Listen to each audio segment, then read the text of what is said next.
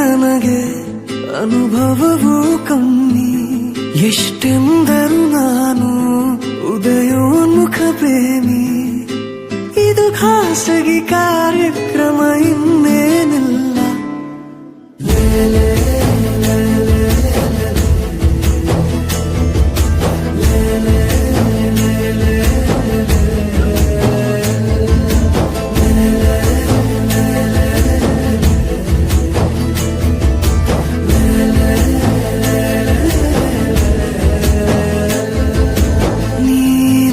ಬಗೆಹರಿಯದ ಹಾಡು ನೋಡು, ಹದಿಹರೆಯದ ಪಾಡು.